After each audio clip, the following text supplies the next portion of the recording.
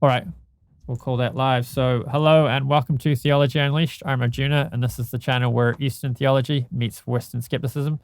Today, we'll be doing just that. I'm very excited to be talking to Ben Watkins. He's an atheist philosopher.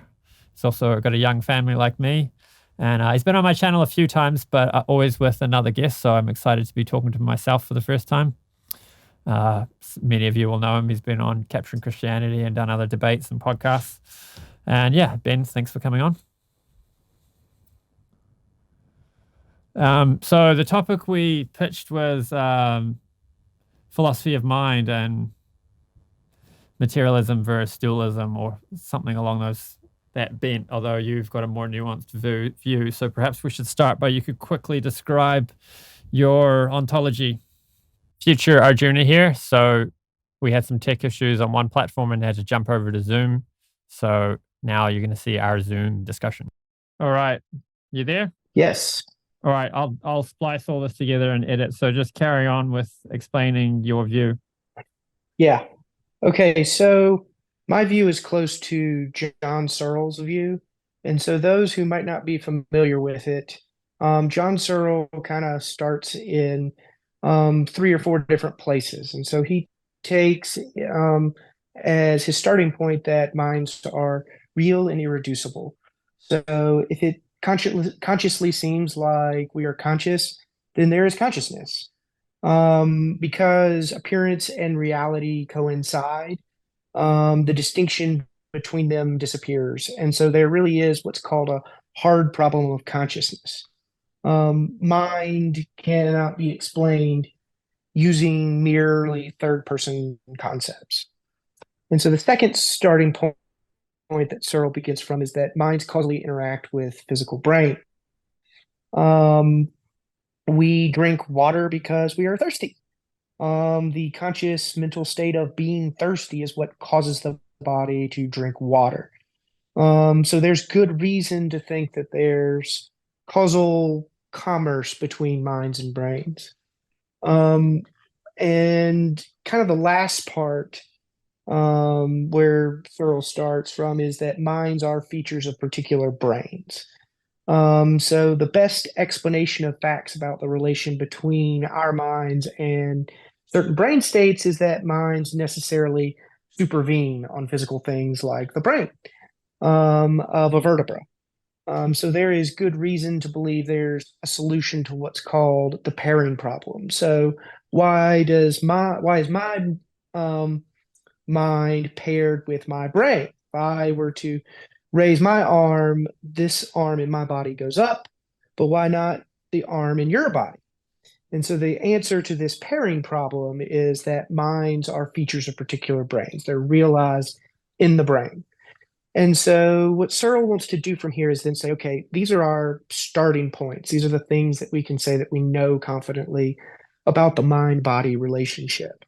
And so that all the other views that are out there end up saying something false because they end up denying some aspect of this. And so what Searle shows is that there's 2 really big traditions. There's dualism and there's materialism.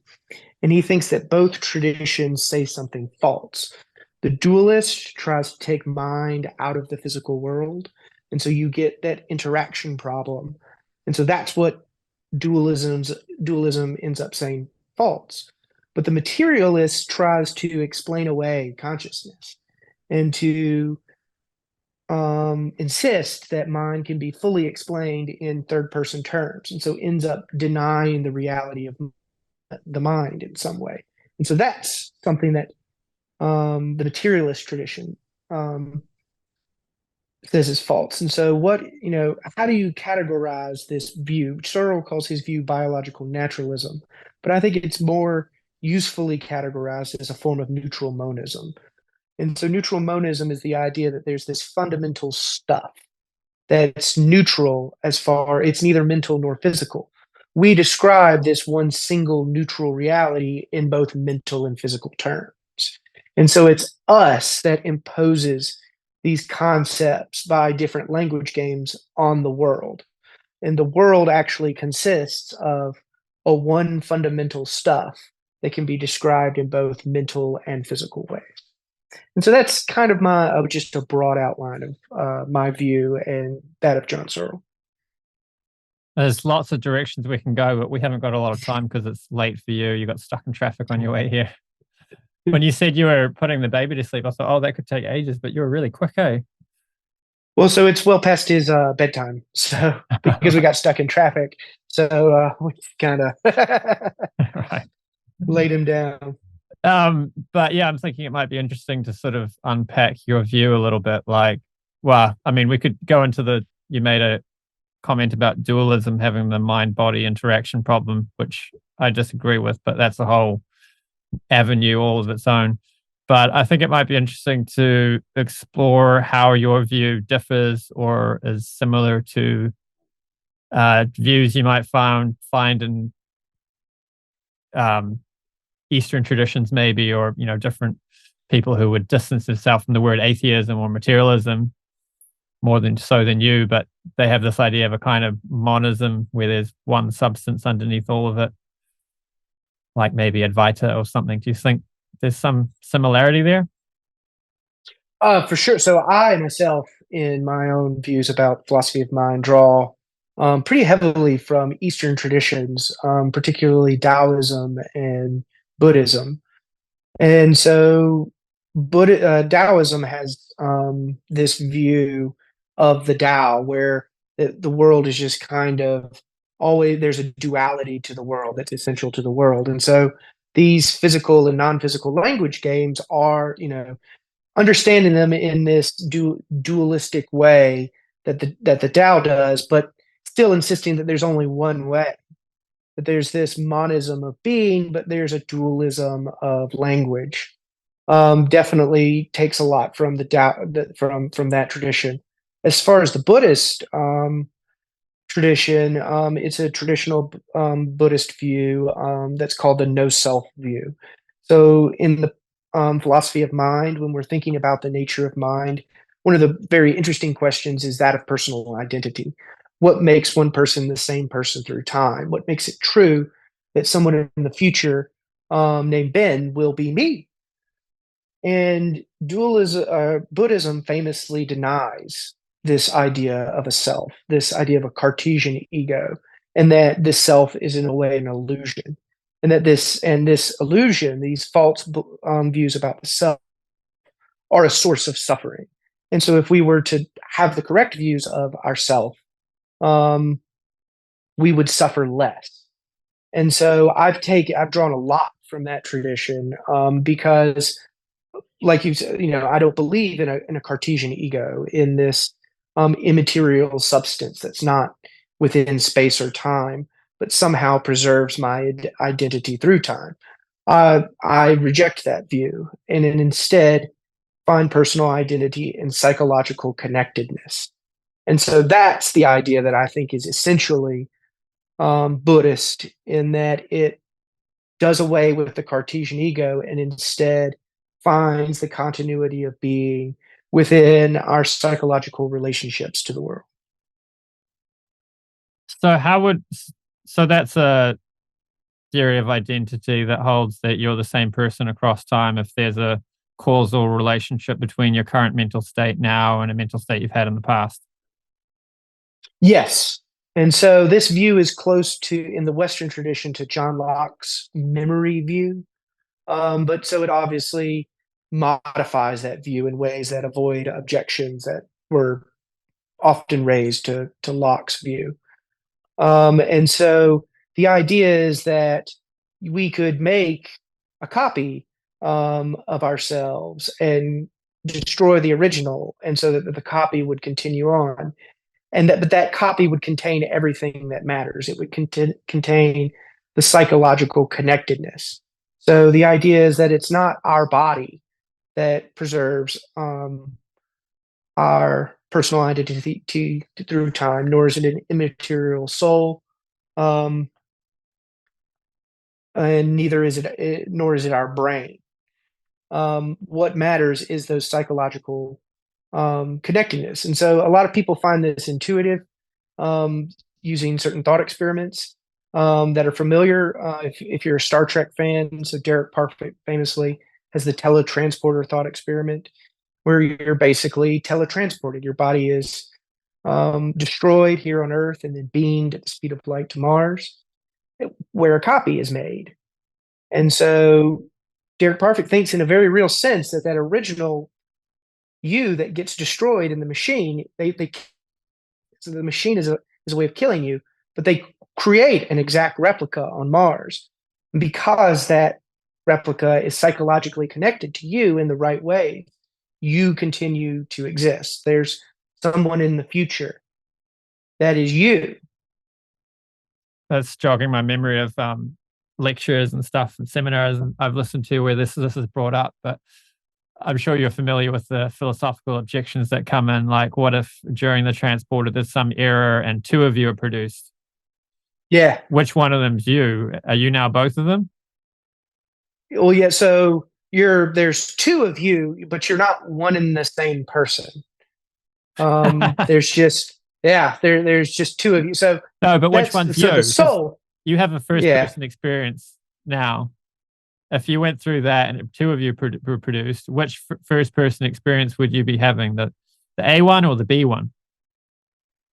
That's the question. So you would be having them both, and there would be two of you. And so this is where our intuition really gets stretched. Would you be an amalgamation of both? So you'd have like a weird experience. I don't know. That's an interesting question. I don't think I've actually thought about that. If you could be an amalgamation, sort of like a Hegelian synthesis of when you two minds. When you close one eye, you have your visual field. When you open the other eye, then they both kind of amalgamate together. Maybe, yeah. That's an interesting. I really haven't thought about it in those terms, and so I'd have to think more about that. That's an interesting question. I definitely think the objection about becoming two people sort of that it breaks down at that point for me, at least intuitively. So maybe we just have different intuitions there. Yeah. Well, so that's the whole point of these thought experiments, is to kind of test those intuitions and figure. So all the views. That's what's interesting about the nature of personal identity is that all of the views seem to be false, and so and this is often the philosophy of mind. All the views seem false, and so really the trick to philosophy of mind is figuring out which bullets you're willing to bite, because all views are going to have to bite some bullet in some way, and so you just find the bullet that's least painful to bite. Was it the sophists in ancient Greece who would just criticize every philosophy that was presented, and they didn't present or defend any philosophies themselves? Yeah, so they were just kind of I call them naive skeptics. So and you certainly see these online in the lack theist atheists that just kind of go around philosophizing with a hammer and just kind of destroying everything with their skepticism without ever offering like a positive view to the way the world is or the way things ought to be. Or naive skeptic, I like having a term for them. William Lane Craig in his book Philosophical Foundations for a Christian Worldview explains the problem well, that the skeptic who stands for nothing but criticizes everything, and how it's not really a reasonable position to take because of what you just said. How, like in philosophy of mind, it's about which trade-offs are we willing to take, because every view has the way I talk about it is mystery. Every worldview's got to evoke mystery at some point, and which view does that in the most appropriate ways and has the best explanatory power, the best trade-offs that come from the evoking of mystery that they do. And certainly in the Western tradition, so Western philosophy is really considered, or at least Enlightenment Western thinking is said to have begun with Descartes. And so Descartes famously became this radical skeptic. And so the naive skeptic is, just like Descartes, kind of denying reality all the way back to the I think therefore I am, but then never what's called the cogito, but then never going for Descartes famously tried to then prove the existence of God and then of an external world. And, like that was his kind of starting point. But the naive skeptic is just kind of stuck in that radical doubt of Descartes and just never really gets out of it. Well, and so I think solipsism follows at that point. And so if solipsism is absurd, well, then you have a reductio of naive skepticism. Well, I think we should distinguish between maybe global skepticism, or I noticed Cosmic Skeptic changed his name because I don't know if it's because William Lane Craig said, I nearly didn't come on your podcast when I heard the name because I thought Cosmic Skeptic would, you want to be skeptical of everything.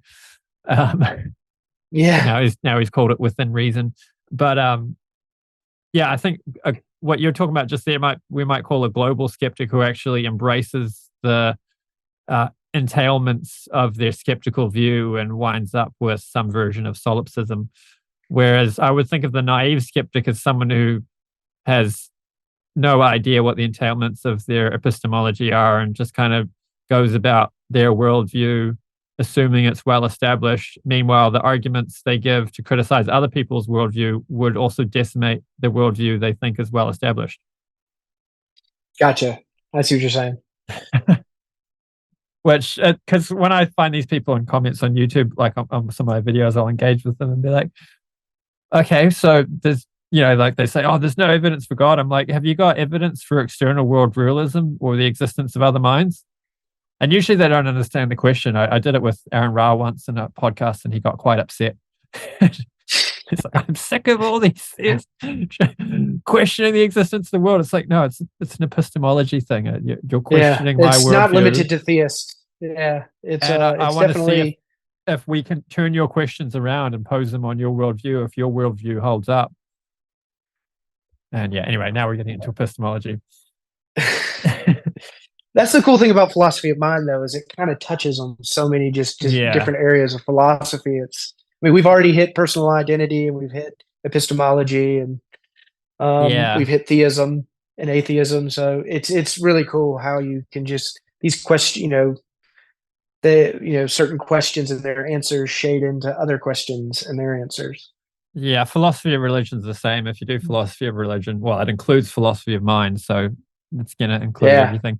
I think of it like in biology, neurology is the top. You can't do neurology without understanding like physics, molecular biology, all sorts of other levels of biology, because all of it comes together in the brain. And then the philosopher of mind also probably needs to understand a fair bit of neurology, but so all of the disciplines have something to learn from the others. And so academics can often, especially in Western traditions, can kind of get stuck in their ivory towers on their college campuses and be kind of disconnected from, the other fields in ways that I think are certainly unhelpful. Yeah.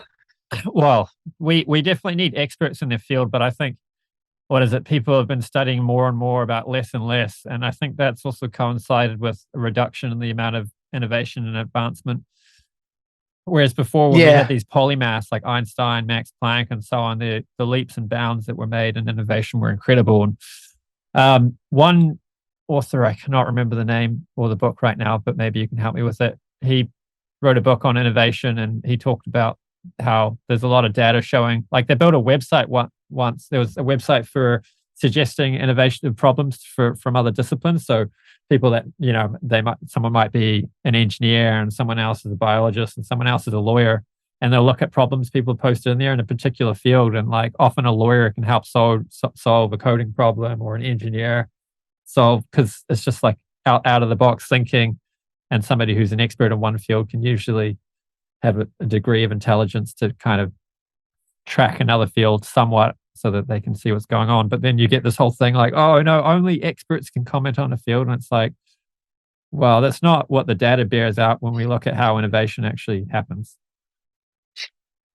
Yeah. I'm definitely the more polymath mindset, in that you want to be a jack of all trades and a master of none, rather than a master of one.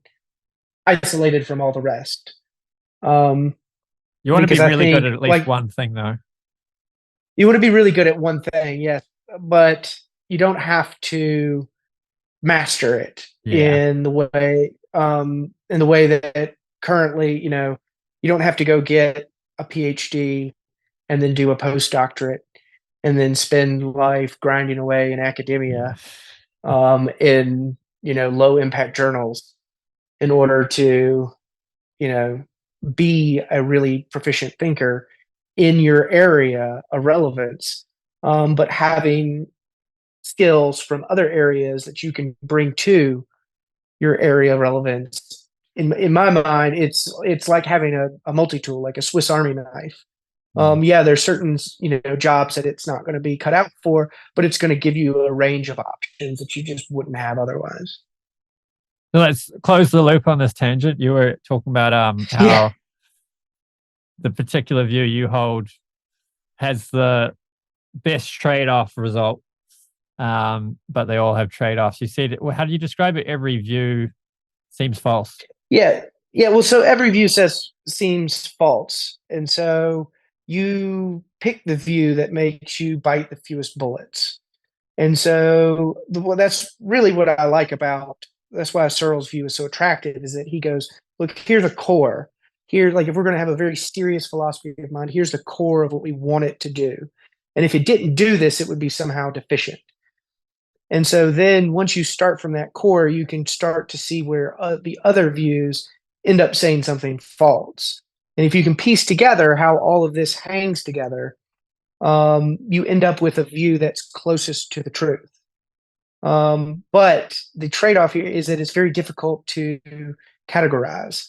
It's very difficult to contrast with the other views, because it borrows a lot from the other views. It says things that so you're basically taking all of the plausible bits of all the different views and trying to mash them into one view that gives you the most plausible view, um, to account for all of what we take to be datums in the philosophy of mind, things like commerce between minds and brains, pairings between minds and brains, um, sensations and the qualities we feel, like the what it's likeness to eat Vegemite or stump your toe or experience an orgasm.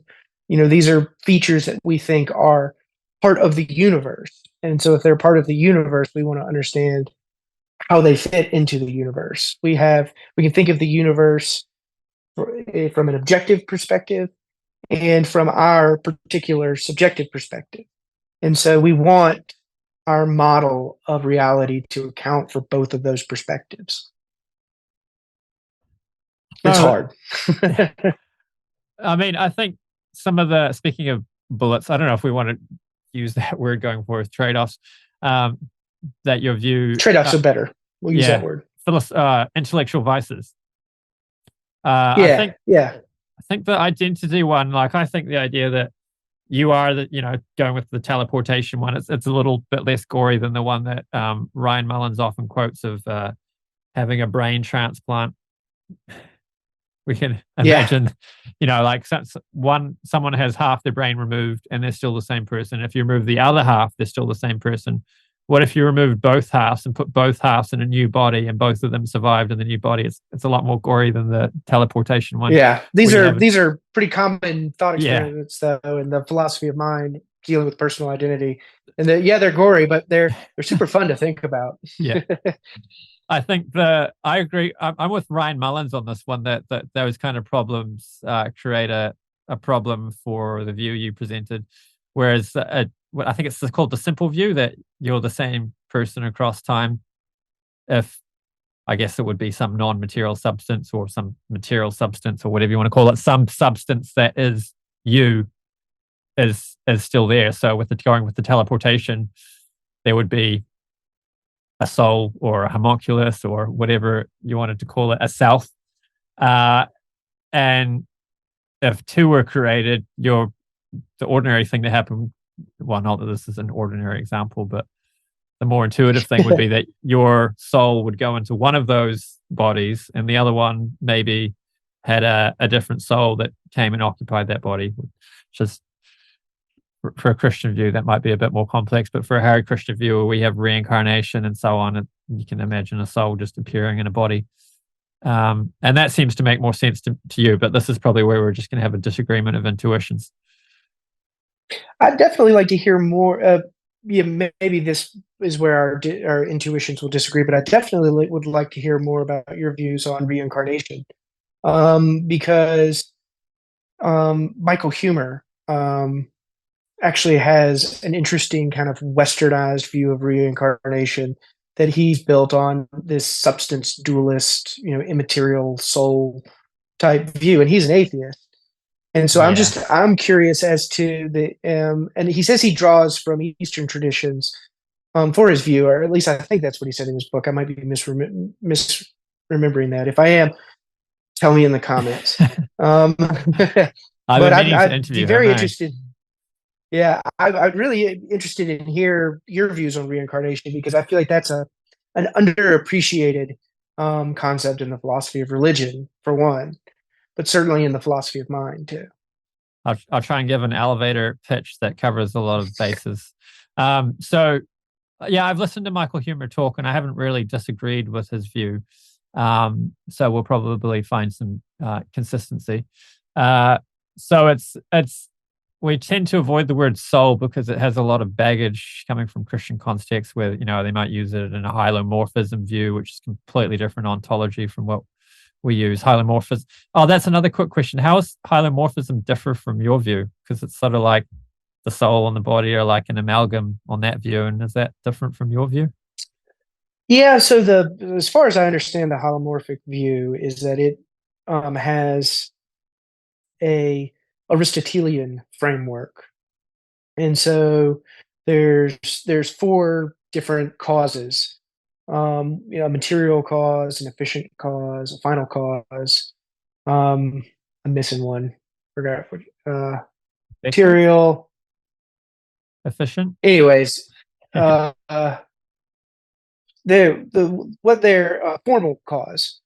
That's what I was missing, because they want to say that the mind is the formal cause. It's the form that the brain takes, and that the brain is the material cause, and so that these work together. And these fundamental causes come together, and that's your soul. Is a material brain in a certain form. But I don't think Aristotle's causes are fundamental features of the world. And so that's how my view would, when I describe the neutral substance from two different language games, mental language game and a physical language game, I'm not appealing to a certain form of, matter in a certain form being caused in certain ways, like an Aristotelian would. So that's kind of how I think our views will differ. I'll go ahead and admit that I don't know a whole lot about the holomorphic view, because nor do I. If you've ever read about it, it's very difficult to understand just what exactly the view is. It's kind of like thinking about the Trinity. Like, it's really difficult to just wrap your head around it. Oh, yeah. It's one of those things where you think of philosophical objections, and then you present them, and they're like, oh, no, we escaped that objection this way. And you're like, I don't understand how that's a coherent idea. Yeah. It's a very amorphous view, in that you try to poke it in one way and it shifts this way, and then you try to poke it that way and it shifts back in. And so what you need is some way of thinking about it as a whole, with a set of objections that can't all be resolved. Like, hey, here's four objections. And if you were to try to solve any of these objections, you'll make another objection insoluble. That it feels like that. And that's a very elaborate objection. Right. Yeah. That makes sense. Yeah. I think that, well, sure, the formal causes and the ontology of causation may differ, but I think this idea, like, I'm thinking of it like a chair. Like, you have the wood. The chairness is the shape, and then you have the wood, which comes together and makes the chair. So you need both the shape that the wood becomes a form of for it to be a chair, and you need the wood for it to be a chair too. So is that something like your view of mind? You bring matter together in a particular way, and that has the identity of you? So I actually don't know the details here. I'm open to what's called panpsychism. And so that's the idea that, it's mental all the way down. And so that even at the most fundamental levels, there's proto mentality. But to have the sort of complex mental experiences that we have in cognition and rationality, that's going to require a complex structure in a certain way, firing in certain patterns, like a brain or a very sophisticated AI computer. Okay, I should probably get to. It's going to end in 10 minutes, and then we'll either have to end or start a new Zoom because I don't have a paid Zoom account. We had tech issues at the start, so we switched to Zoom. Just quickly, there's two objections that I've got for what my understanding of your view so far. They're based on identity. One is how, like the panpsychism thing, how do you have identity, like as opposed to the environment? At what point do you end and the environment begins if it's just an amalgamation of matter that's producing your identity? Because is your wristwatch and the chair you're sitting on and the desk that you're sitting at, are they just extended parts of your identity? And then where do you even end it? And the other one would be what we already discussed, identity across time with the thought experiments of brain transplantations and stuff. Mm-hmm. But yeah, so I would. Can we explain go ahead. my understanding of reincarnation, or you want to comment on that? Yeah. I'm very excited to hear about your views of reincarnation. So there's this idea of a subtle body and a gross body. So the subtle body carries impressions on the mind. So if you experience something traumatic or something not traumatic, but that leaves a profound impression on your mind, those create deep samskaras, is the Sanskrit word, deep impressions on your mind. The deeper it is, the longer you'll carry it, and the more it'll take for it to go away.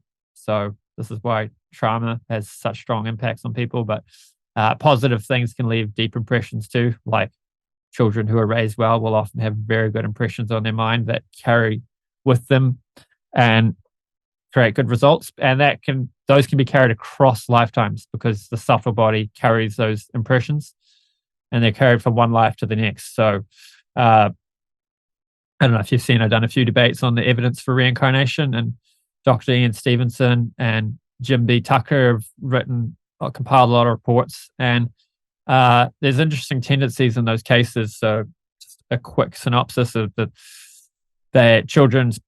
cases that are particularly interesting are children who spontaneously report memories of a past life because they're not coaxed into it or anything. People can invent memories, and then there's veridical aspects to it. But for the view, if you're explaining the view, what's interesting is the way that, the most common way people remember dying is drowning, and drowning is a prolonged conscious experience of dying. It's multiple minutes of figuring out you're trapped and then dying. So that's going to leave a deep impression. And also, in Bhagavad Gita, it's described that whatever you meditate on at the time of death, you attain that form without fail. So we understand this, that you live your life and that creates impressions on your mind, and whatever you think about at the time of life will affect your destination in your next life. So if you think about your sworn enemy, you'll become that guy in your next life. So these people who die with these traumatic deaths, that they'll have birthmarks that correspond to wounds on the body of the deceased. Sometimes these kids are born missing fingers and they died looking at their chopped up hand from some injury. And that doesn't sound fair, obviously, because they're carrying scars with them from a previous incident in a previous life. But it tells a story of how it's consistent with this idea of impressions in the mind carrying over. And so then the ontology of the soul is we occupy a body. It's described in Bhagavad Gita that the word used is like seated on a machine. So you could see it's something like a homunculus riding in a machine, but of course that's not quite how it plays out. But Prabhupada, it's just an analogy. Yeah, Prabhupada explained that he gave this analogy to a glove. So the body has 5 senses. The soul has 5 senses. The same way the shape of the glove is shaped that way because the hand is shaped that way. So, and evidence for this would be near-death experiences where I think blind people sometimes are able to see in near-death experiences, but in near-death experiences where they're vertical, people are seeing and hearing, and they're also thinking, and they describe their thoughts as more clear than their ordinary life.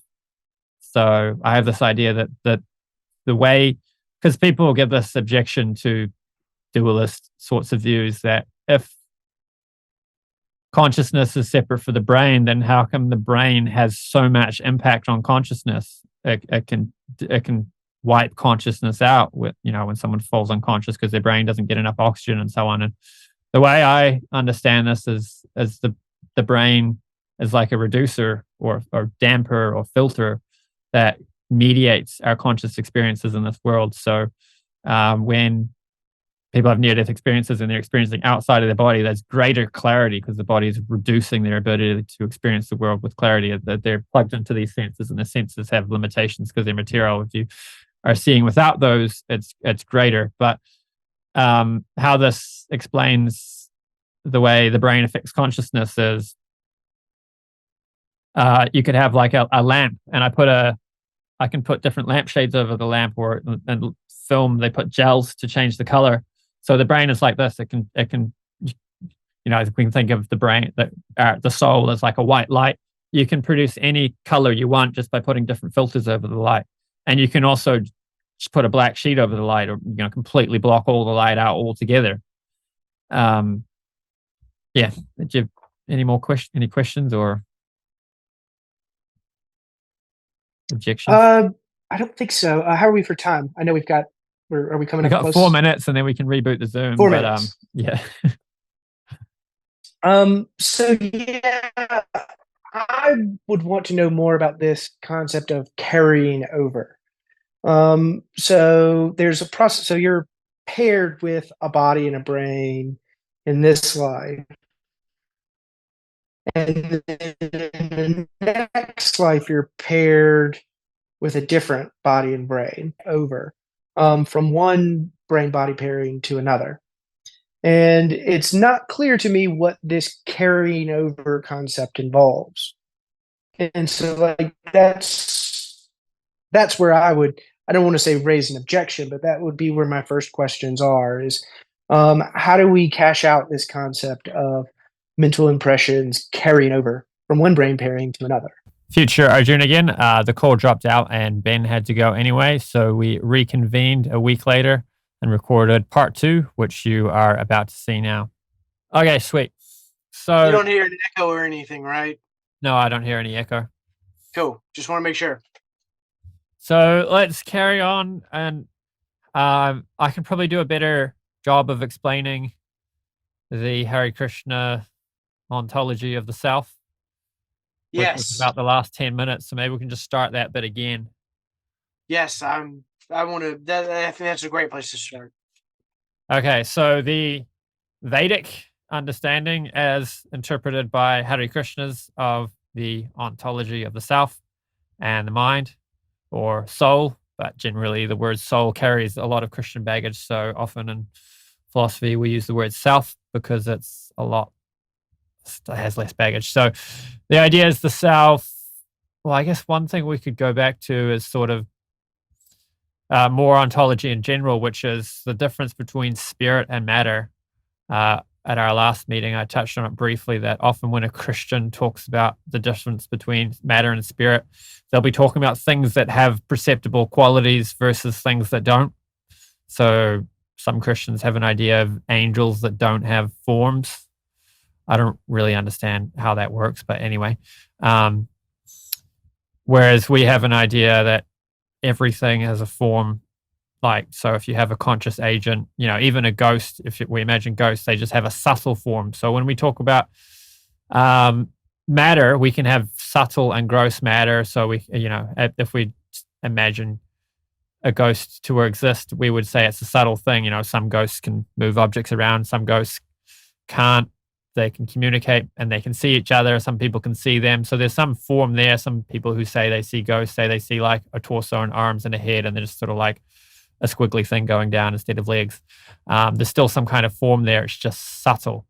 Whereas when we talk about matter versus spirit, we're not talking about subtle versus gross so much as we're talking about a kind of way of looking at it. So matter is things disconnected from God and spirit is things connected to God. So even we can talk about the material energy becoming spiritualized by it being employed in God's service. And the analogy we give for that is a rod placed in fire. It takes on the qualities of fire while remaining a rod. It can burn you and so on. So that relates to our idea of the soul, because we everything in the material world we understand is a perverted reflection of something in the spiritual realm. So if we have whatever we find here is either good because it reflects some good that's in the spiritual world, or it's bad because when you pervert something that's good, it can become bad. But all the superlatives of everything are emanating from the spiritual world. So when we have forms here, sounds, all that, it has a spiritual form. So the idea of the soul that we have is that the soul has its own form, but it's just covered over by the material energy. So while in the material world, I occupy a body, but when I become liberated and return to the spiritual world, I won't have a body. It will just be myself that's manifested with a form and senses and intelligence and so on. So that might be a little bit of background, and then maybe you have some questions. Yeah. So when you say that you can exist without a body, it seems to me like you're saying that you are distinct from your body, that there are two fundamentally different substances here. There's a spiritual substance that houses your senses and your personal identity through time. And then there's this third person physical or material substance, your body. And that these are connected, importantly, or paired together in the material world. But if you were to liberate you from the material world, there would be a disembodied you, and then your material body that would be left behind. So it seems to me that there is essentially this substance dualism in your view. Because yeah, if so, that contrasts with my view, because my view is essentially monist, in the view that there is not this radical division between matter and mind. Is that fair? Yeah, I mean, there's Akandari Das who puts together this idea that it's not dualism, because we do have some kind of underlying monism in a way, that there is Brahman, which is a substance that undergirds everything. And that's where matter and consciousness. So we understand material energy is also God's energy. It's just taken on a different form. So the consciousness, the jivatmas, the soul. Maybe we don't have as much disagreement as we might have first thought, because it sounds like we both think that there's this kind of underlying fundamental substance that's the same. But however, there's these two different ways of characterizing it, whereas you would say there's two different forms which characterize this one being. So there's this Brahman being that's the fundamental substance that runs through reality. However, it can have two different forms. It can have a spiritual form and it can have a material form. Is that fair? Yeah, so everything is God's energy. We're all, in a way, share an identity with God. I think when I discussed with Ryan Mullins and explained this view to him, he said the philosophical term would be unity. So it's not numerical identity, but there's unity among everything. It's not numerical identity, but it's unity. No, so I'm probably on board with that, barring some deeper examination and qualifications. because I am, my view is close to what's called neutral monism. So it's the idea that there's this fundamental substance that we describe in two different ways, one being in third person terms and then one being in first person terms. And so the third person terms are generally what are called the physical, and the first person terms are generally what are called the mental. That's just the legacy of the language game that we've inherited. So it sounds like our views might be closer than we might have thought at first, because if you don't have this radical dualism of substance between matter and mind, then a lot of my objections aren't going to go through, because they're only going to be applicable to this idea that mind and matter occupy two fundamentally distinct substances. And so that's going to give rise to the interaction problem. So, how does this fundamentally non-physical substance like mind causally influence this radically different type of substance that's material, material being extended in space and time, but mind not being extended in space and time. So how does mind reach out and causally interact with this material world? And that's just a mystery on the substance dualist view. But if our view is more a monist one, we just don't face this problem. If we admit that mind is something that is located in space-time, along with matter being something fundamentally within space and time, if mind is also fundamentally within space and time, then this interaction problem just doesn't arise, because there's no tension. There's no tension between space and time and causation. There's no tension with the conservation of energy. There's just no real thing to point to and say, in principle, these things couldn't causally interact. Whereas with the substance dualist thesis, I think you fundamentally have to embrace this kind of mysterious causal commerce between minds and brains. Yeah, I've never been bought into the substance dualism objection, because even for a view that says there's two fundamentally different substances, can't they just say they're sister energies that have this property of being capable of interacting? So that's just restating what we want to understand. So we want to understand how there's causal commerce between this fundamentally non-physical thing and this fundamentally physical thing. How is it? Whereas, the conservation of energy is something that's very well established by science, which says that the total energy in any closed system is constant. So if we want to say that the total energy in any system is constant, which we think is true of our bodies, how is it that this mental substance can reach out and causally interact with this physical substance while maintaining that the total energy in the system is constant? And another way of putting this point is so that's called the interaction problem. But a very closely related, and what I think helps illustrate this problem, is what's called the pairing problem. So it's the idea of, if you have this non-physical substance, why is it that it's paired with this brain rather than your brain? I have this intention to raise my hand, and when I raise my hand raises. How come it's not your hand that's raised when I intend to raise a hand? And so the monist has a very ready answer to this, in that, because there's only one physical substance, my mind is located here and in this brain at this time, and your mind is located over here. And so that's why these pairing relationships would explain why my mind can't raise your hand. But on the substance dualist view, this is mysterious, because there is no physical barrier to my mind raising your hand. There's nothing about the physical world, which constrains my mind. So why is it the case that my mind is paired with this brain rather than with your brain? Why is your mind paired with your brain rather than with my brain?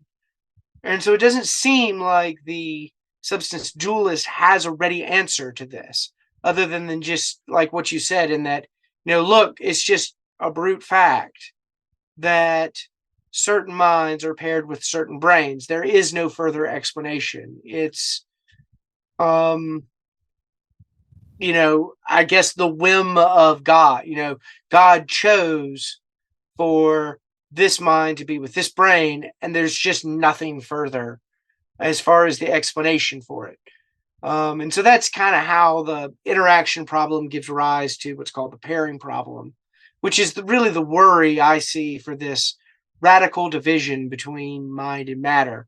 I think what we want to do is avoid that problem. We want to avoid that problem by having a more monist view that says that, look, mind and matter are of the same substance, even though we may describe them in different ways. We might have different language games, or they might, along your route, we might say they have different forms.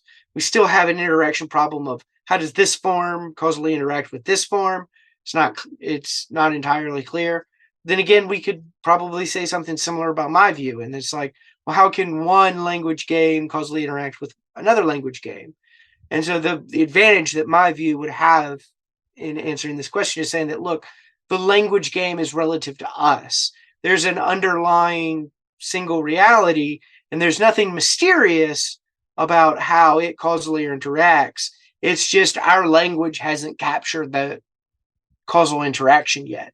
If we were to understand further the nature of what it is to be a mental property and the nature of what it was to be a physical property, we just are wherever we are in our understanding. But if we had a deeper understanding of it, that mystery would disappear.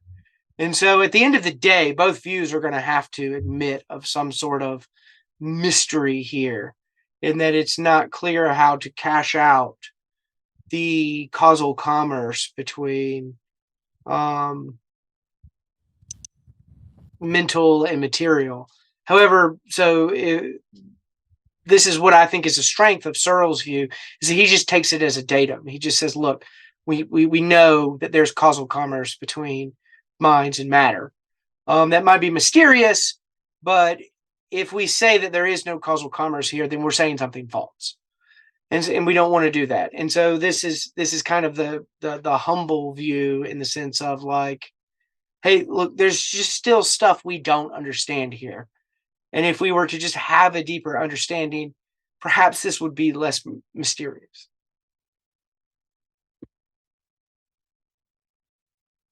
I think you're still muted. Yeah. So you brought up a few things. Obviously, the interaction problem, and you gave the example of. Oh, sorry, I lost my mental notes. No, it's all good. I put a lot on the table there, so I get it. Yeah. So you also talked about causal closure. In response to causal closure, I actually had this discussion with. Oh, no, I can't remember his name. The one who wrote the naturalist philosopher who wrote the encyclopedia entry on it. Oh, God. Papineau. Yeah, David Papineau. Yep. Yeah, I had this discussion with David Papineau because he's great. He's a wonderful guy in general. Causal closure. And I brought up OR theory. Are you familiar with that one? I'm sorry, say it again. I think it's called OR theory. I don't think I'm familiar with this. It doesn't sound familiar, at least. You may have heard it, but just not know it by name. So it's this theory of how consciousness interacts with the brain that's partially inspired by the Peirce lab research. You familiar with the Peirce lab research? I don't think I'm familiar with that either. Princeton engineering anomalies research went on for many decades at Princeton University in the engineering department, where they were measuring the ability of humans using will, just mentally willing random event generators to stray away from probabilistic norms. they know how often a random event generator will fall within certain parameters, and if a human can move the line in one direction or the other direction, it's significant. And they found people who meditated were better at it. Couples were better at it than individuals. And they did find people with their consciousness willing for that to happen could influence random event generators, whether it was a large mechanical marble machine or something detecting quantum processes. And so they were wondering how this could be, and they thought, well, and then a neurologist was, there's this thing in the brain called microtubules, which vary their resistance based on quantum processes. So if consciousness can influence a quantum process, and if that quantum process can influence neuron firing, then that's perhaps how consciousness interacts with the brain. So the microtubules varying their resistance can cause a neuron to fire or not fire probabilistically, because neurons get excitement from other neurons firing. And, a neuron might get 3 impulses from other neurons, and that might get it to fire. And if you vary the resistance, then it changes how much action potential, how much voltage it takes to get this neuron to fire. And by varying that, you can obviously influence the brain. So, and this makes a lot of sense based on how we experience our ability to influence our consciousness, the functioning of our brain. So basically, we can exert steady effort in a particular direction, but we don't have complete control over our brain, which works well with this idea that we have this subtle influence over neurons not firing or not firing. We can sway them in one direction or the other, but not completely control what's happening. So, that's why they talk about building habits over various weeks rather than just like sheer willpower and making a decision and then, quitting smoking or quitting drinking tomorrow. Usually it's like a steady effort of not putting yourself in the tempting situations and so on. So how this relates to causal closure is quantum processes that are probabilistic. If a quantum process that's probabilistic, like a particular atom decaying or not decaying, there's no energy that's brought into the system when one probabilistic outcome happens instead of a different one. So if a non-material consciousness is influencing outcomes, is interacting causally with the physical world by swaying things in the direction of one probability rather than a different probability, no energy has been brought into the system. Causal closure is not violated. So David Papineau, he thought that was an interesting idea, and he agreed that it didn't violate causal closure, and he just said, I'd like to see more evidence for it. But since his argument is a philosophical one, a logical one, I think, obviously there's the question of whether it's true or not, but if there's a philosophical hypothesis that's consistent with dualism and doesn't violate causal closure, then I think the argument fails. Gotcha. So because Papineau, if I'm not mistaken, is an a priori physicalist in the sense that he thinks that it's an analytical truth that the causal domain is identical to the physical domain, and so the physical world is by definition causally closed. There's nothing, there's not something that reaches out, so to speak, and interacts with the physical world. So this is a fairly strong version of physicalism. And so this is where I would part way. And that's if I'm understanding David Papineau's view entirely correct. His view might be more nuanced than that. I don't have his work right in front of me, and I haven't read it within the past couple of years. So I don't want to say something that's not entirely true. But I would want to initially push back and say that this is where my view differs from his, because I don't think it's true by definition or a priori that the physical world is all that there is, and that mental causation is ruled out just by our concepts of what the physical and the mental are. I would want to say that it's an a posteriori truth.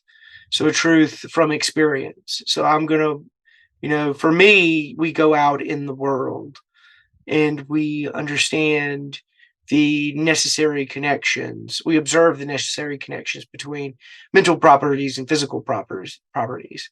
And we infer from that all mental properties have some sort of physical correlate, that there's nothing mental happens without something physical happening. But that's not to say that the physical world is causally closed in the sense of there aren't mental properties that are kind of like the foam on the sea. So this is the epiphenomenalist thesis. So this idea that mental properties are something above and beyond the third person descriptions of them. And I don't know if Papineau would allow for that. I'm pretty sure his view doesn't allow for that because it's an a priori physicalist view. But again, I need to be fresher on my readings of him to really commit to that view. I don't want to misrepresent his view publicly. That would be rather rude. So that's where I would push back on that, where what I think is really the thrust of the interaction problem is, and I think that this would apply to something like a view of reincarnation, is why is this mind that is surviving from one life to the next, why is it paired with this brain rather than that brain? So I think that the fact that the physicalist view can give a ready answer of why minds are paired with certain brains is the advantage, is the a posteriori advantage of something like my views, because it can readily account for that empirical difference that we see, but is entirely mysterious on the dualist view. We just have no idea why certain minds are paired with particular brains. Why is it the case that, this mind in this life is paired with a human brain, whereas in the next life it might be paired with a non-human brain? Now we can appeal to some sort of moral consideration. We can say, look, because of actions in this life, that's why this is paired with something non-human rather than human. But even then, that's not going to explain why it's paired with this non-human creature rather than some other non-human creature. Why is it a mouse rather than something like an alligator? Why is it the case that, this mind is housed in this brain, but in the next life will be housed in the brain of a very different animal? And I just, to me, that seems entirely mysterious. And it's a mystery that the physicalist view just doesn't have to take on. Or my view, the neutral monist view, just doesn't have to take on. It just says that, look, when the physical substrate is destroyed, when that complex physical structure is no longer functioning in a certain way, you're not going to have any corresponding mental experience. That's just going to be the end of certain mental experiences. Those mental experiences just will not continue in time. To me, that seems the more parsimonious view, and that you make your view much more complex in a theoretically detrimental way by adding on this extra substance to the world that then has to stand in causal relations with the rest of the world. Sorry, I know I put a lot on the table again. I kind of went on two rants in a row. I know, I'm sorry. We're coming back to the same point. So just quickly on the interaction problem, we have the same thing with electricity. We have electromagnetism and electrons, electromagnetic fields and electrons, which are two very different things, and yet they interact. So we can ask the question, how is it that an electromagnetic field interacts with an electron, a particle? And we don't know. We just know that they do interact. So we can know something. Yeah, but those interact in space and time, right? So like we know that like why this electron interacts with this electromagnetic field is because they're within close proximity to each other within spatial dimensions and within temporal dimensions. And that like the finer grained details of how they causally interact doesn't make as much sense to us as two billiard balls causally interacting with each other on a pool table. But we still there isn't a fundamental mystery here of why this electron causally interacts with this electromagnetic field rather than some other electromagnetic Do you field. think physical proximity makes it less mysterious? Well, yeah, because that's our everyday experience. So this would be a very Humean point in that this is consistent with our observations of constant conjunction. So Hume famously had a view of causation that, it's something that we just kind of read into the world because we see causes and effects constantly conjoined with one another. So this is just consistent with that view of, hey, if things are within close proximity to each other within space and within time, it makes sense for them to causally interact because that's what we experience. So if we move beyond our experience of constant conjunction between material objects in space and time, now we're on less firm footing. We're, ice skating through metaphysics, as Wittgenstein would kind of paint the imagery for us here, in that we're not really on solid footing. Because we're so far removed from our experience, our speculations here are not going to count for as much. Now, if we were to move closer into what is more consistent with our everyday and common experiences, then skepticism doesn't really have its hold on us like it would in other, it's very mysterious how we justify causation. That's another very famous Humean problem. But because we know that induction works in our everyday experience, because we've experienced, we don't see that as much as a problem. Our experience takes the bite out of the problem of induction for us. As we move closer to what is more consistent to our experience, we get more confident that we are closer to the truth because it's what we experience in our everyday lives. So I don't understand where the idea that a dualist view doesn't have proximity going on comes from, because as described in Bhagavad Gita, that the soul's situated in the heart of the body. And that's also interesting because there's two things that are spread all over the body, blood and consciousness.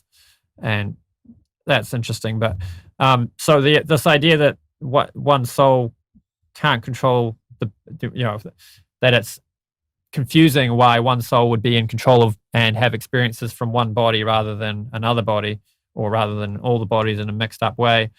That's not a problem when you have this idea that the soul's situated inside the body. It's got a seat. Yeah, but so it sounds like situated is a concept that's doing a whole lot of work. So like I could be, presumably my mind is situated in my brain, but why can't I unsituate my mind in a way that causally interacts with your body? And so the physicalist has an answer for this, to say that no, like my brain can't causally interact with your brain, and so that's why my mind can't causally interact with your body. But the dualist is going to have a fundamentally difficult answer. They can say, like, look, minds are situated in these brains, but what exactly does it mean for it to be situated? Situated seems like it's a spatial and temporal relation. It's to say that, there is some sort of physical fact which moors a mind to a brain within a specific time frame. At some other time that mind's not going to be there, so it won't be situated there. Or, a brain, my dead body could be at my funeral where my mind is not. So the concept situated here, I think, does a lot of work for here. But I think if we were to really cash out the concept of situated, we would see that it's an essentially temporal and spatially located concept. and that if we were to remove the spatial and temporal content from Why would we the do that? concept of situated. Well, so I'm saying if we were to say it's not physical, we say it's not material. If we were to take out so when we say the soul has it's different from matter, we don't mean it lacks a location in the space and it lacks space. Yes. So when you say claims like that, I think our views are much closer together. So like when you make that claim, I'm with you. Like our views, like our views start to I don't understand it, so it's probably me needing to explain the view more. Well, so where I think our disagreement is really going to turn is, and in what sense are you saying that our minds are not located in space and time? In what sense can you say that our minds, our mental lives, and the mental properties that constitute me can be separated from the physical facts about my body and my brain? So I'm going to say that they're inseparable, that you can't separate the mind and the brain. They are necessarily coextensive things. They can't be separated. So if you can say that it's possible for them to be separated, then the question's going to arise, and in what sense is it possible for them to be separated? And in what sense is it going to be possible for them to interact? There's a few things here. I'll just try to get some bullet points off, and we can see what we want to go into deeper. But as terms of what way are they different, and in what way do they share qualities? I wouldn't say the soul lacks being situated in time or space, but there's significant differences between the soul and the content of consciousness, which are manifested in the form of the body and the experiences we have of the material world. So I am the same me across time, but the cells in my body change, and the things that I'm conscious of change, the things that I'm thinking of change, and even my mental propensities and attitudes change. Sometimes more than they should, and sometimes less than they should. So I think an analogy will be helpful here too. So often a video game analogy will be given. So we'll compare our existence in this body and our experience of this world to a simulation. So it's like you put on a VR headset and you're fully immersed in this reality, and you start to think it's so immersive that your identity becomes fully bound up in the character that you are in this simulation, and that it's plugged fully into you. So all of your physical perceptions and sensations are coming from this video game reality. So this isn't kind of like a brain in a literal sense that there's no external world out there and so on. It's just that we understand that the existence of this world is teleological, that the purpose of this world and our existence in these bodies is to deliver experiences to conscious agents, and it's something like a purgatory. We're here because we're lacking in our consciousness in some way, and we have lessons we need to learn, conscious transformations we need to make in order to advance to the level we need to be, so we can be eternally happy and exist in a place where we can contribute in a positive way to the spiritual reality rather than just being a killjoy. So it's very purposive. So when you ask questions like, but why is it that when you go to lift your arm, my arm doesn't move? It's like, well, because that's the way it's set up. It's like asking when you're playing a video game and you move your joystick, why does your character move and not the other guy's character? It's like, well, why would the other guy's character move? It's not the way it's programmed. Well, that explanation is fully physical. So like there's a physical explanation for why, your mind sends signals to your body to manipulate a controller in a certain way that causes a video game program to react in a certain way to then give a certain visual experience, perception from the TV to your eye. And then, so there's a causal explanation from the TV to your eyes, to your brain, to your conscious experience of what it is you see. So the physicalist is going to have a very straightforward answer, a causal explanation of why, your video game avatar moves the way it does by the volitions of your will. The problem is when we have an immaterial soul, when we have a disembodied mind kind of thrown into the clockwork of the metaphysics here, because now you have something that is fundamentally radically different from everything else in the causal nexus of all the causes and how they interact with each other. We have something fundamentally different. We have something that's not extended in space and time. And so it's a problem only because it then raises additional questions that don't arise if you take that more physical view, that view that says that mental properties are entirely within space and time. And if that's what we're saying is, a physicalist thesis, that's the sense in which physicalism is going to get something more right than the dualist view. Whereas the dualist view is going to get something more right in the physicalist is denying mental properties altogether and is saying that they can be eliminated from reality. So again, there's these kind of two warring traditions, the materialist tradition on the one hand and the dualist tradition on the other. And I want to say that they both get something right, but they also both get something wrong.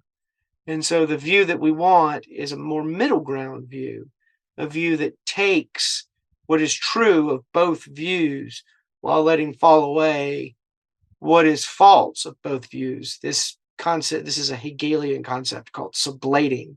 If you were to sublate two concepts, you would take their internal tension and you would take what is true about that internal tension, but let fall away what everything is false. And so anyone who's casually familiar with Hegel will know this is synthesis, antithesis, or thesis, antithesis into a synthesis. And so the sublate is the more sophisticated concept of that dialectical move of taking two essentially things in tension, the material and the physical, and taking what is true about them while letting fall away what is false, and that you get a synthesis. You get this idea that reality, as we understand it, is two sides of the same coin. We have a physical and a mental side of the coin, and we can only look at one side of the coin at a time. If we were to look at the physical side of the coin, we're not looking at the mental side.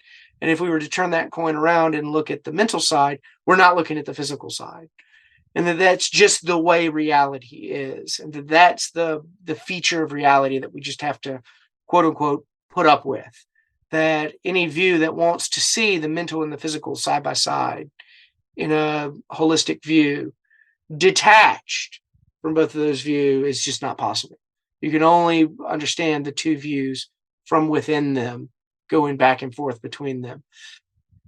Excuse me. And then sublating them. So that's what people always ask me, well, how has Hegel influenced your thought? This is it. This is when I read Hegel, my views in the philosophy of mind, I was like, oh my gosh, here it is. I found it. Things just kind of, in my philosophical journey, everything just kind of matched up with each other and lined up. And so this is where I find myself. So, yeah, I think when Hare Krishnas talk about physical versus non-physical, we're meaning different things. So perhaps if we just bring the word physical back into our worldview and just say, attribute to the soul whatever physical qualities are the bare minimum to solve the paradoxes you're presenting. And then where's the problem with reincarnation happening? The problem with reincarnation is coming in with the pairing problem, for sure. Because the doctrine of reincarnation is going to say that this mind in this life is going to be paired with this body. And then this mind is also going to survive death and be paired with this body in the next life.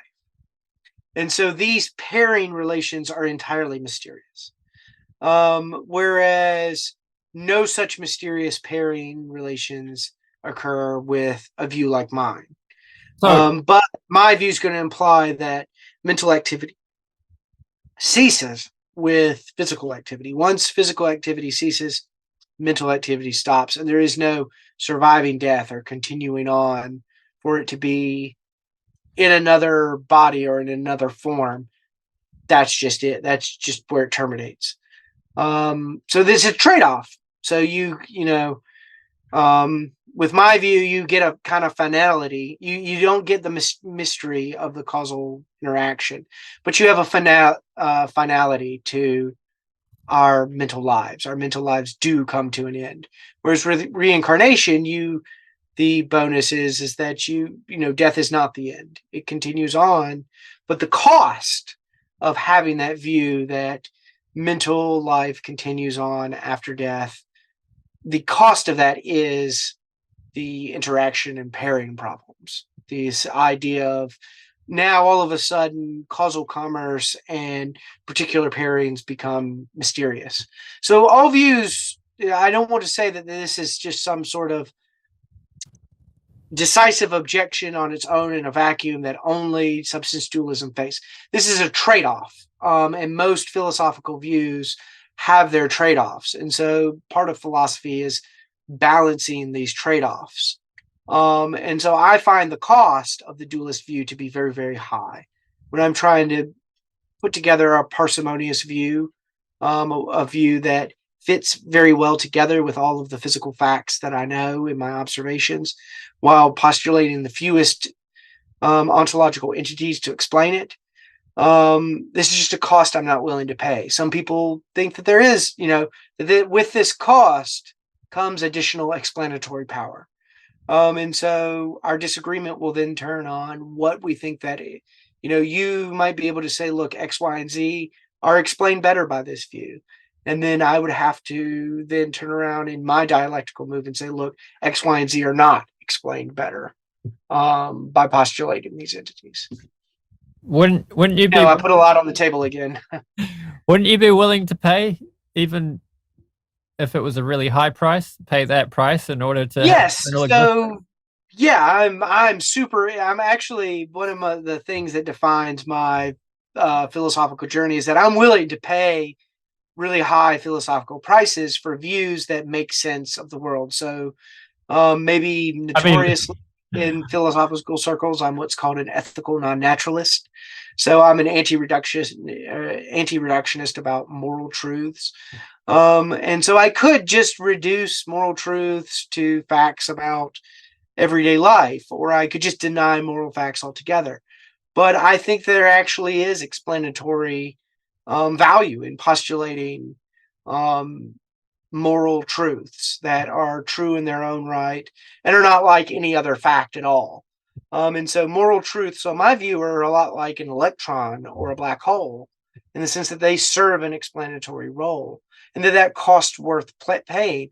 And there are people on the other side in the anti-realist camp that say, look, that it's not worth paying that price, that adding moral properties to our ontology is just not making any, we're not getting any explanatory benefit from it, and we're confusing what it is we're adding to the universe. There are people that take that stance. And so anyone listening to this, I would say, you have to weigh are you willing to pay this cost? Is this a cost that you're willing to pay? If something like an afterlife provides an explanatory role in your worldview, then maybe that cost is worth paying, and you should take the risk of thinking for yourself. If you think that this risk is worth taking, take it. So I said it in a joking way, and I'm kind of mixing analogies because when you talk about it, pay a price, you mean something different from what I say of, like, what price are you willing to pay to have Jesus save you? Oh, yeah, no. So I should have been more. You're absolutely right. I should have been more clear.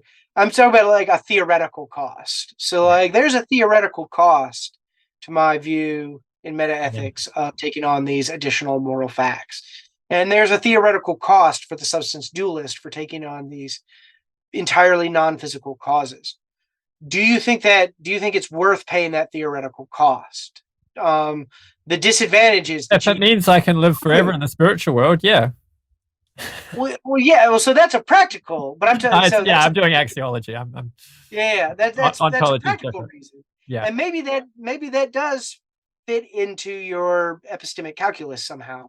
But as far as a theoretical, cost, we're talking about something like you're going to pay a cost in simplicity, where simplicity is something like parsimony and elegance. So parsimony being, the number of things that we add to our ontology. If it's fewer things added to our ontology, it's more parsimonious. And then elegance is going to be how well we can defend it from objection. So if we have to constantly assert ad hoc hypotheses in order to save hypothesis from refutation, then it's going to be less elegant. So in this context, there's certain, causal interactions. There's certain observations between minds and bodies that I think that my view is more elegant in explaining. So to give an example, there are genetic similarities between certain mental states and brain states between fraternal twins and non-fraternal twins, identical twins. So what explains this observation is my thesis. But in order to explain why these similarities between mental properties exist on this genetic level, we're going to have to add ad hoc hypotheses to the substance dualist view. And so in by doing that, we save it from refutation, but only at the cost of making the view itself less elegant than my view. So this is what I mean when I say a theoretical cost.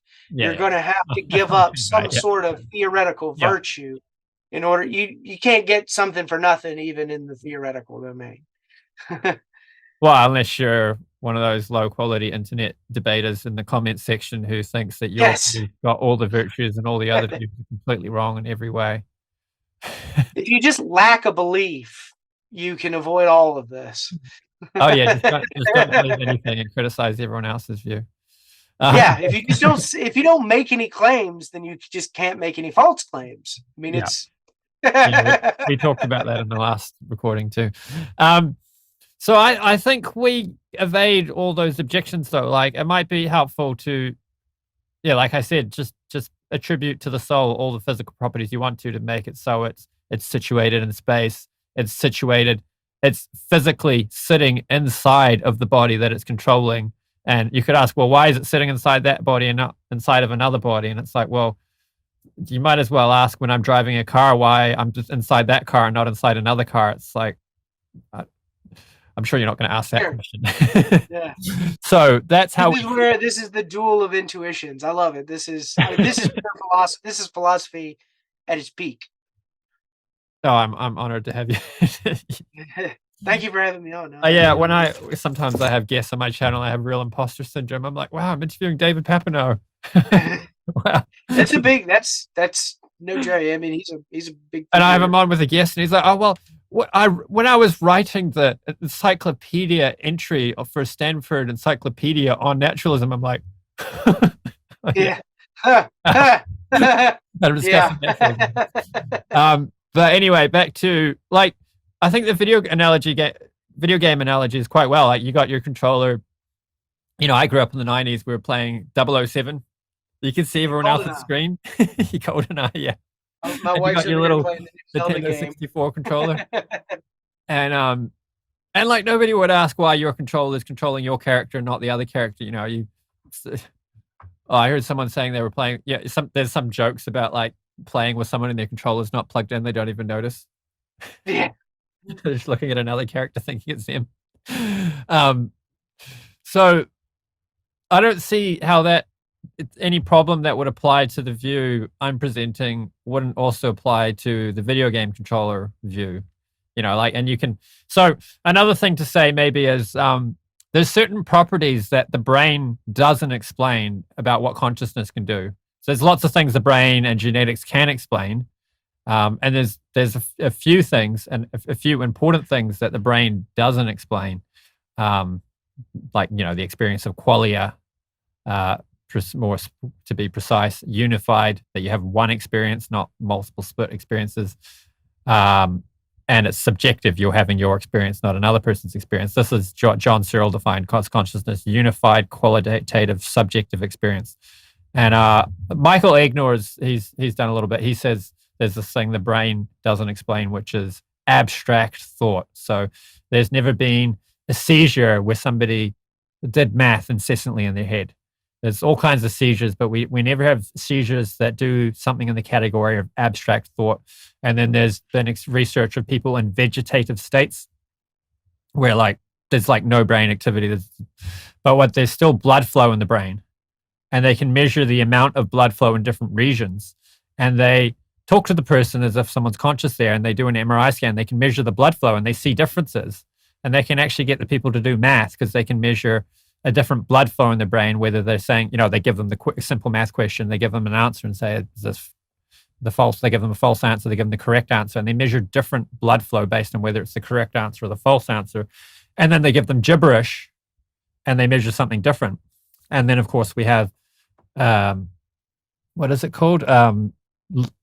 Terminal lucidity, where someone who's brain dead, or they could be wheelchair bound, paralyzed. And sometimes they sit up at their last moment and have a completely lucid conversation, even though their brains, their brain could be destroyed with dementia. They have their memories gone, and they sit up in the last few minutes of their life and have a completely lucid conversation with their memory intact.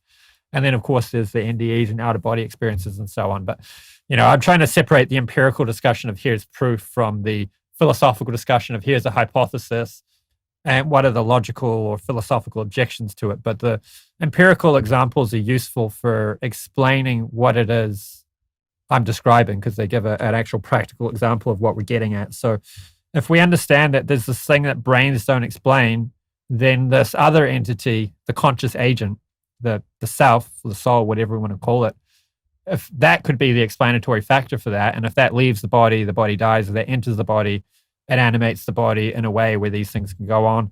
And as for how it gets across the body, I mean, who knows? I'd say we'd just be speculating. If it's said in Bhagavad Gita, it's situated in the heart, so maybe somehow it spreads its tentacles across the body through the blood. But I think anything I could say beyond that would just be speculating. And I'm not sure it's relevant to have a spelled out explanation any more than we need to have a spelled out explanation of how electrons and electromagnetic fields interact. We know it happens, and we know brains can't explain this feature of consciousness. There's the past life evidence research, which we could get into, but again, I'm trying to separate the empirical discussion out. Awesome.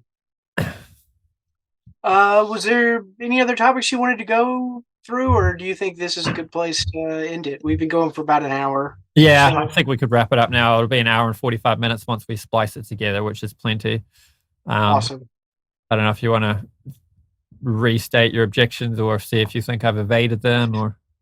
No, I don't want to risk repeating it, because I feel like we've kind of put everything on the table there. It's I don't know if what I just at said. the end of the day, I would just leave people with the idea that there are just a duel of intuitions here, and so really, that's just the nature of philosophy, and to really just try to understand the two sides as best as you can, and understand the strongest intuitions on each side, and come to your conclusion that you think is closest to the truth, and that this is the fun part of philosophy. Yeah, cool. Awesome. It was fun chatting with you. Hopefully we can do this again sometime on some. Absolutely. I love doing this. Sorry that we had to kind of break it up into. I think it worked well, because some of your questions I hadn't actually explained much. So having a second go at it with a bit of meditation, I think I did a better job the second time around. Oh, that's awesome. That feels so good. But lining up these different time zones when we both have kids, it's tough, man. Yeah. It is tough. Thanks for being flexible. We made it work. Buddy. We'll put some links down in the description box for anything Ben wants linked to. He's pretty active on Twitter. And I'll catch you on the next one. If you like this sort of stuff, be sure to subscribe. Hare Krishna.